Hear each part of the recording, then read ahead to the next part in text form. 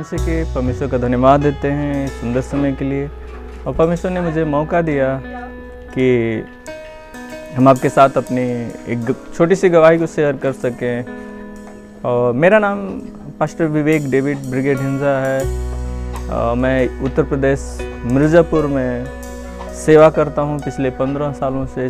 10 जनवरी 2006 से मैं यहाँ पर हूँ और बीटेक मैकेनिकल इंजीनियरिंग से स्टडी कर रहा था Allahabad agriculture institute deemed university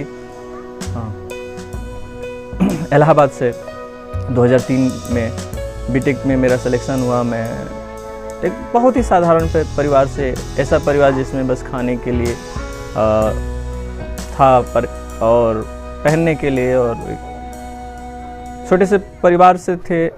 और परमेश्वर का अभिषेक हुआ और एक आंटी बताएं कि ये हम, चूँकि मेरा ये था कि संडे मिस नहीं करते थे चर्च। मेरा ये मानना था कि नहीं, खुदा सबसे ज़्यादा ज़रूरी है। आप मेरे काम से, मेरे पैसे से, मेरे धन से, मेरे पढ़ाई से ज़्यादा महत्व रखता है परमेश्वर का वचन। और मैं हफ्ते में एक दिन परमेश्वर के लिए हमेशा समर्पित रहता था और एक आराधना में जाया करता था। मैं यीशु दरबार में उन दिनों में जाया करता था। एक आंटी मिली, कहीं नहीं आप हमारे साथ संगति रखिए, हमारे चर्च चलिए। हम कटरा में ले गए ABC चर्च जो है, और मुझे अच्छा लगा। फिर धीरे धीरे मैं आत्मा में बढ़ते गया, अध्यात्म में बढ़ते गया और परमेश्वर की बुलाहट हुई। और परमेश्वर ने पढ़ाई के दौरान ही मुझे साफ शब्दों में कहा उठ, और दूसरी बार कहा चल। कुछ असमंजस था सेवकाई छोड़ने, पढ़ाई छोड़ने का, लेकिन मेरे लिए खुशी की बात थी कि मैं परमेश्वर के लिए सेवा छोड़ सकूं। चूँकि मेरे घर की स्थिति बहुत अच्छी नहीं थी, मेरे पापा के पास कोई जॉब नहीं थी और राजनीति में थे, और सिंपल सी राजनीति थी। और मम्मी के पास एक छोटी सी जॉब थी जो उस समय 200-300 रुपये मिला करते थे, आज से 20 साल पहले। लेकिन परमेश्वर का धन्यवाद हो कि परमेश्वर की आत्मा की आवाज़ को सुने। और मैं भी 2005, मेरे ख्याल से 28 सितंबर 2005 को मैंने पढ़ाई छोड़ने का फैसला किया और पढ़ाई छोड़ा। और मैं अपने घर वालों को बताया और घर वाले बड़ा नाराज़ हुए, नाराज़ से ज़्यादा दुखी थे, परेशान थे। मम्मी माइग्रेन से पीड़ित हो गई और बहुत दर्द हुआ करता था। क्योंकि मेरा कंबाइंड फैमिली थी और उसमें भी दरारें आने लगी, सब कुछ अच्छा चल रहा था। सब मिल करके, कंबाइंड फैमिली मिल करके हमें पढ़ाने पर थी, क्योंकि कंबाइंड फैमिली में 5 भाई 3 बहनें थीं। दो भाई बहन, हम लोग 2 भाई 1 बहन, और चाचा के भी 2 बच्चे और 1 बहन। 3 बच्चे थे, 2 लड़का 1 लड़की, और छोटे वाले चाचा के 1 लड़का 1 लड़की थी। लेकिन उन सब चीज़ों को मैंने प्रभु के हाथों में दिया और मैं सेवकाई छोड़ा। जब मैं सेवकाई छोड़ा तो मैं इलाहाबाद में रहता था, किराया आना बंद, सारे पैसे आने बंद हो गए, क्योंकि मैं पढ़ाई छोड़ा। बहुत तनावपूर्ण माहौल रहा। लेकिन इन दौरान परमेश्वर मुझे खिलाता रहा। और जब मैं सेवकाई छोड़ा तो पैसे नहीं आते थे। मैंने अपने सीनियर पास्टर से, जो मेरे आत्मिक गुरु थे, मैंने उनसे कहा भैया मुझे 500-600 रुपये मंथली दे दीजिएगा, क्योंकि मुझे किराया देना होगा और बाकी सब परमेश्वर मेरे साथ है, मुझे खिलाएगा। और बीते दिनों में परमेश्वर मुझे खिलाता रहा और मेरे पास पैसे नहीं करते थे कि कपड़े को धोऊं, और नहाने के लिए भी साबुन नहीं हुआ करता था। लेकिन परमेश्वर का धन्यवाद हो कि परमेश्वर संभाला उन दिनों में। और मैं 2006 10 जनवरी को आया और यहाँ पर 1-2 दिन आराधना करके फिर हम लोग वापस चले जाते थे। और परमेश्वर खिलाता रहा, पैदल चला करते थे। और लेकिन परमेश्वर ने भूखे नहीं रखा, परमेश्वर संभालता रहा। पैदल में भी चलते थे, 5 किलोमीटर 6 किलोमीटर पैदल। रामबाग से कचहरी लगभग में 5 किलोमीटर पड़ती है, 4 से 5 किलोमीटर, और पैदल जाते थे आते थे। एक बार तो ऐसा हुआ कि एक घाव हो गया पैदल चलने से और काफ़ी दिन तक परेशान रहे। लेकिन प्रभु का धन्यवाद हो, प्रभु संभाला। और चूँकि खाने को पैसे नहीं होते थे तो मैंने परमेश्वर से एक इच्छा की कि प्रभु रामबाग स्टेशन के बगल में, इलाहाबाद सिटी जो है उसके बगल में एक गाजीपुर बाटी चोखे के नाम से एक दुकान थी, जहाँ पर हम लोग बाटी चोखा खाने जाया करते थे। उसको मेरा फेवरेट हुआ करता था खाना, आज भी फेवरेट है बाटी चोखा। और वहाँ पे 5 रुपये प्लेट उन दिनों में चावल दाल मिलता था, फुल प्लेट मिलता था। तो मैंने प्रभु से यही प्रार्थना किया था, प्रभु अगर ऐसा करो कि मुझे 150 रुपये भी दे दोगे तो 30 दिन के लिए मैं उसको दे दूंगा और हर दिन शाम को भी मिल जाएगा मुझे खाना, तो मेरे लिए अच्छी बात होगी और मैं इसी में भी खुश रहूँगा। लेकिन प्रभु का धन्यवाद हो कि उस समय बड़ा भावुकता भरा था। लेकिन ये उसके बाद कभी वहाँ पर थाली वो खाना खाने की नौबत भी नहीं है। मेरे मन में विचार था, मैंने अपना प्यार जो था मैंने कहा प्रभु ये बीच रहेगा तो चल जाएगा, मैं एक भी बार भी खाऊंगा तो चल जाएगा, क्योंकि आप मेरे साथ हैं और मेरे साथ रहे और सब चीज़ें ठीक होती चली गई। और प्रभु धीरे धीरे मिर्ज़ापुर में भी बढ़ाते चले गए और सारी संघर्षों में प्रभु मेरे साथ रहा। पता ही नहीं चला कि ये सब दुख था, मैं भूखा हूँ, या भूखा तो कभी सोया नहीं, भूखा उठा ज़रूर लेकिन भूखा कभी सोया नहीं इन दौरान। और परमेश्वर बढ़ाता गया, पैसे की भी जो ज़रूरत होती थी पूरी करता गया। और उन दिनों में आप मानेंगे नहीं, एक छोटी सी साइकिल जो 10-12 साल के बच्चे की जो साइकिल होती है, 8 से 10 साल के बच्चे की, उसमें मैं कम से कम इतना 1 फीट का के आसपास 8-9 इंच का उसमें डंडा लगाकर मैं चला हूँ। मुझे याद आया एक दिन कि मैं उस साइकिल में, छोटी वाली साइकिल में, मिनी साइकिल में, जो मेरे ख्याल से छोटे बच्चे की, 10 साल के बच्चे की है, उसमें मैं इतना बड़ा डंडा लगा करके जो लगा था, मैं कहा इसको सबसे ऊपर कर दीजिए, और ऊपर करके मैं उसको चलाता रहा। और मुझे आनंद था, क्योंकि मुझे ये नहीं मतलब था कि छोटी साइकिल चला रहा हूँ, बड़ा साइकिल चला रहा हूँ, लोग क्या कहेंगे। आज भी मेरे को प्रभाव नहीं पड़ता है कि लोग क्या इसके बारे में कहेंगे।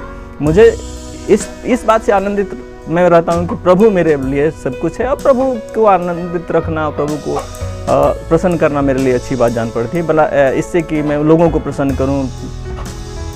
तो मैं मिर्ज़ापुर आया, और मिर्ज़ापुर में परमेश्वर की दया से मैं आया तो मेरे पास 2 पंखे थे। तो 2 पंखों को मैं चर्च में, क्योंकि मैं इंजीनियरिंग छोड़ा था तो वहाँ पर पंखा था, तो पंखे से को आया। और एक रूम ऐसा था जो बहुत तपता था, लेकिन हम उस दोनों पंखों को चर्च में लगा दिए थे जहाँ पर हम आराधना करते थे। और मेरे रूम में भयंकर गर्मी होती थी। मैं आपको बताऊं, उन गर्मी में भी गर्मी एहसास नहीं हुआ। भयंकर गर्मी के दिन में भी मैं वहाँ सोता था, और मैं आनंदित रहता था प्रभु में। और ढेर सारी मुश्किलें रहती थी, समस्याएं आई, उतार चढ़ाव आया, और परमेश्वर धीरे धीरे बढ़ाता चला गया, संभालता चला गया। कलीसियाई रूप से, कलीसिया भी एक परिवार से 2 परिवार, 4, 10, और धीरे धीरे प्रभु ने 40-50 परिवारों की कलीसिया दी, और प्रभु की आशीष हुई। और धीरे धीरे परमेश्वर इसी कलीसिया में से 14-15 सेवकों को भी निकाला, जो अलग अलग जगहों पर, रॉबर्ट्सगंज, लालगंज और गोपीगंज और अन्य जगहों पर, और मिर्ज़ापुर में मेरे साथ मिलकर के सेवा करते हैं। और परमेश्वर वहाँ पर भी लड़कों को निकाल रहा है, और सेवकाई परमेश्वर बढ़ा रहा है। और संघर्ष तो था, है, लेकिन परमेश्वर का धन्यवाद हो कि परमेश्वर पिता हमारे साथ रहे, और संघर्ष में अपनी महिमा लिए, और सकेती में बढ़ाते गए, वो हमारे साथ रहे। तो मैं बड़ा अच्छा लगता है उन दिनों में जब हम प्रभु के साथ चलते रहे, आज भी चलते रहे, और परमेश्वर कलीसियाई बरकत भी दिया। और इन दिनों में हम 15 सालों तक लगातार हम किराए के कमरे में रहे, और मुश्किलों से फिर हम लॉकडाउन से पहले हम लोगों का जहाँ पर आराधना करते थे जिस किराए की बिल्डिंग में, पूरी बिल्डिंग टूट गई।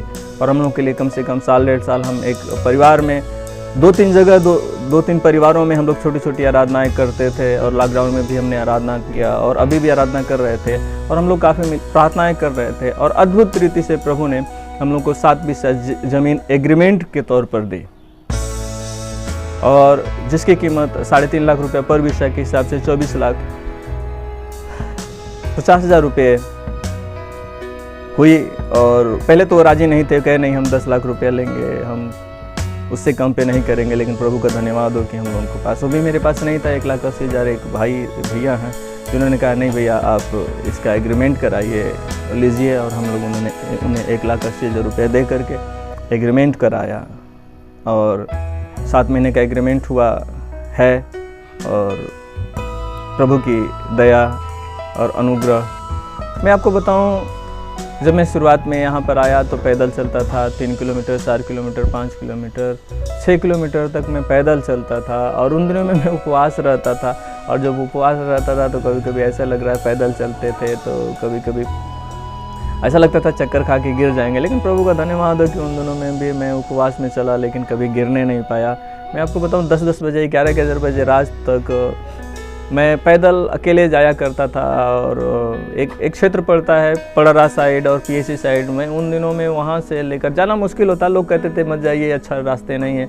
लेकिन वहाँ से संगमोहाल पे मैं रहता था, करीब 3 किलोमीटर के आसपास दूरी पड़ती थी। और पैदल रात में, मतलब वहाँ पर आज से 15 साल पहले ये स्थिति नहीं थी इतनी अच्छी, इतना आबादी भी नहीं थी मिर्ज़ापुर में, और प्रभु इन दिनों में संभालते थे और मैं पैदल जाता था बेसंकोच, और मैं मेरे कभी भयभीत नहीं रहता था क्योंकि प्रभु मेरे साथ रहता था। कुत्ते भी रहते थे लेकिन मुझे इसलिए डर नहीं रहता था जानवरों से क्योंकि जानवरों को बनाने वाला परमेश्वर मेरे साथ है।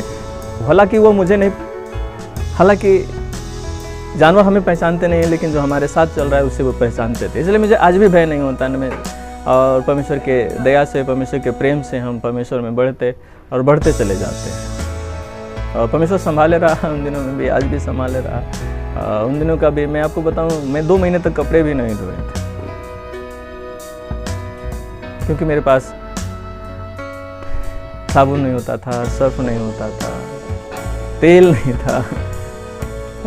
लेकिन परमेश्वर में मज़ा था और परमेश्वर की दया थी और परमेश्वर के प्रेम में मतलब कुछ पता ही नहीं चला कि ये दुख भी होता है, और प्रेम इतना ज़बरदस्त था। आज भी है, आज भी परमेश्वर के लिए सब कुछ कुर्बान है, सब कुछ छोड़ने के लिए रखता हूँ, लेकिन सब छोड़ना भी नहीं आता है परमेश्वर के लिए। परमेश्वर तो सब कुछ सहना सिखाता है, और परमेश्वर का प्रेम हमारे और आपके जीवनों में बरकरार है। और मैं बहुत आप इस गवाही से को आपके साथ शेयर इसलिए करना चाहता हूँ ताकि आप आशीषित हो।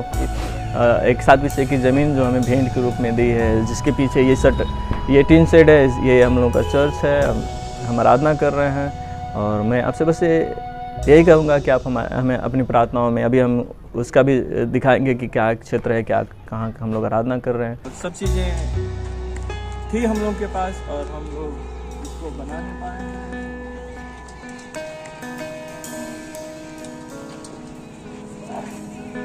हर संडे हम लोग यहाँ पर टेंट लगाते हैं, धीरे धीरे कर अभी तो हम लोग के पास जो था उसी में काम कर रहे हैं। और ये छत देखिए खुली है,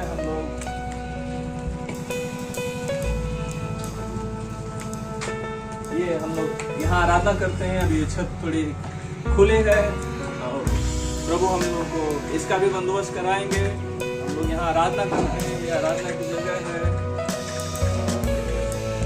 ये अभी यहाँ पर हम लोग के लिए थोड़ा सा असुविधा होती थी, हम लोग जब आराधना के लिए आते थे, या वैसे भी हर दिन हम लोग 12 से 1 बजे प्रार्थना करते हैं, 1 से 2 बजे तक प्रार्थना करते हैं, तो हम लोग को असुविधा होती थी। तो ये शौचालय के लिए गड्ढा खोदा जा रहा है। ये अपने भाई हैं, हमारे भाई अजय कुमार हैं, कलीसिया के अच्छे विश्वासी हैं, सेवा में मदद करते हैं, और भाई लोग हैं मिल करके गड्ढे की खुदाई हो रही है।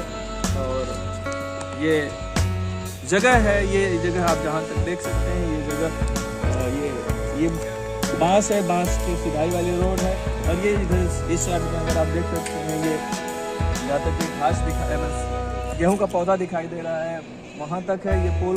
और फिर इधर अगर आप देखेंगे तो ये आगे बाउंड्री दिखाई दे रही है, उसमें ये रोड है। और ये हम लोग की जगह है जहाँ पर हम लोग आराधना कर रहे हैं। और इसके लिए हम आपसे सहायता के लिए प्रार्थना रिक्वेस्ट कर रहे हैं। और लेकिन मैं आपसे ये कहूँगा, जो वफादारी से उसके साथ चलेगा परमेश्वर उसे उठाता चला जाएगा। मैं आपसे बस यही इनकरेज करना मांगता हूँ, ईमानदारी से, वफादारी से। इस बात का हमें प्रयास करना होगा, इस बात में लगना होगा कि हम उसकी आज्ञाओं को मानने। मुझे उम्मीद है आप सभी को ये गवाही से आशीष मिला होगा। यदि आपका कोई प्रार्थना निवेदन है, दिए गए नंबर पर संपर्क करें। यदि कोई क्वेश्चन है तो कमेंट बॉक्स पर जाकर के कमेंट करें।